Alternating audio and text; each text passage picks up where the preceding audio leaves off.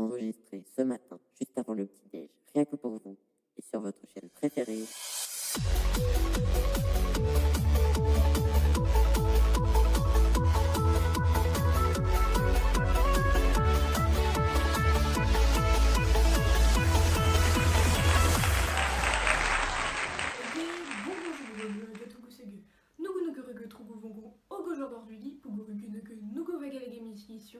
이게 어거저거르기 누구자가 교육용 가가서그 하게 너거트르그 대객 너거러거지기 너거뽕앗 레게 마가니기 figikögö 레게 송공kögö 어거tögörögö 레게 plugukogonugu dögö ligisogarögö dögö 너거트 ugumaganigi tege un instant quand c'est vous couple legue j'ai ragar ah ga megar segi je veux vega megadrögö sögö kogoliege. Pour que vous me compreniez mieux, en fait on va accueillir des auteurs tout droit venus du passé et ce collier va me permettre de parler à peu près dans la même langue qu'eux. Et voici Monsieur Tocqueville tout droit venu de l'an 1838, suivi du grand Philippe de l'an 2006 et enfin le grand Aristophane venu de l'an -392 avant Jésus-Christ. Ils sont avec nous ce soir pour discuter du tout nouveau film sorti il y a peu de temps, du réalisateur Global, intitulé Sans parole. Ce film retrace l'histoire d'une épidémie du coronavirus qui s'est déroulée il y a bien des années de cela, dans le passé, en 2020, et qui confina des gens pendant plusieurs années. Nous allons regarder cet extrait.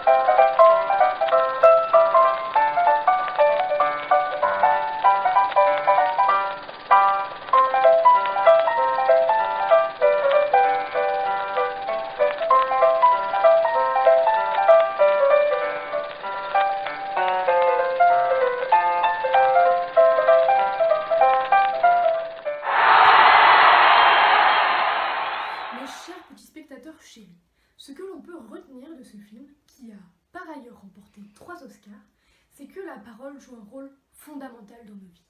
Elle permet en effet d'exercer un certain pouvoir sur les autres, de convaincre, de dénoncer les injustices, de se défendre ou encore d'éduquer, car bien évidemment, la parole permet de se faire entendre. Nous allons maintenant demander l'avis de nos chers convives. Allons donc. Étant le plus ancien, je me permets de commencer. Je suis tout à fait d'accord avec le fait que la parole permette de prendre le pouvoir. J'ai d'ailleurs moi-même tenté de le montrer dans certaines de mes pièces.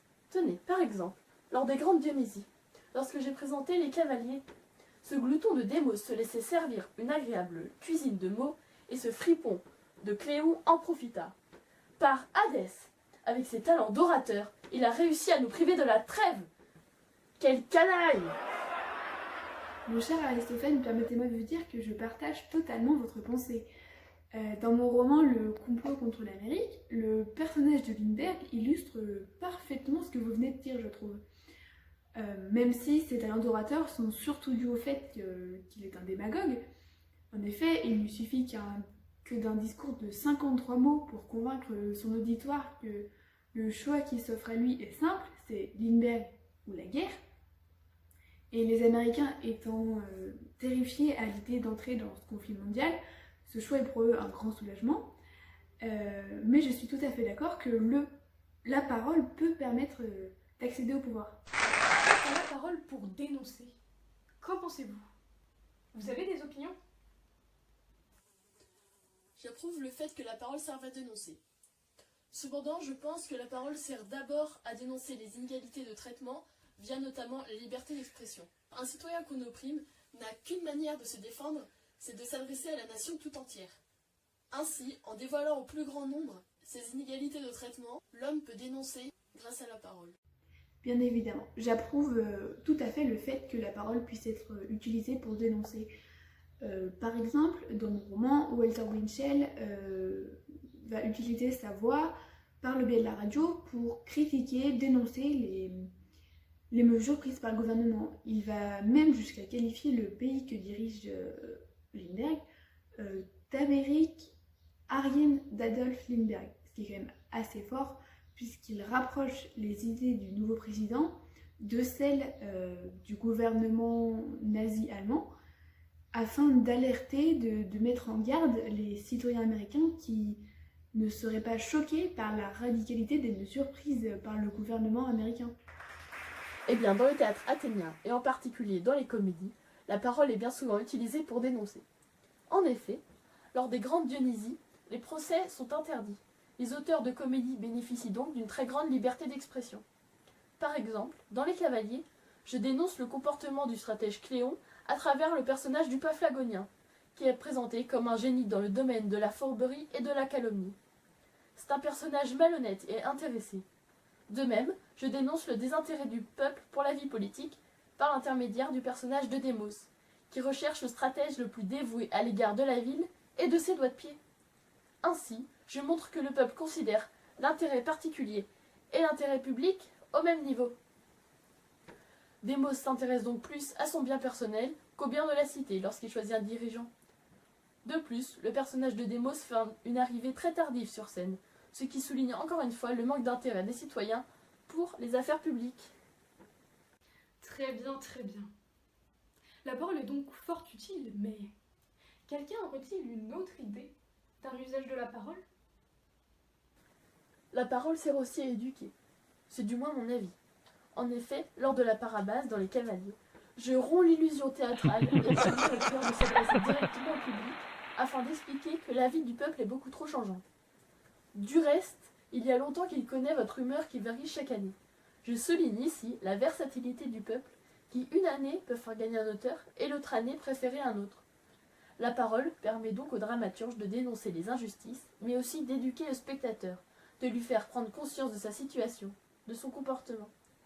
Le peuple ressort ainsi enrichi et éduqué de mes pièces de théâtre, aussi ragaillardi que ce fripon de Démos.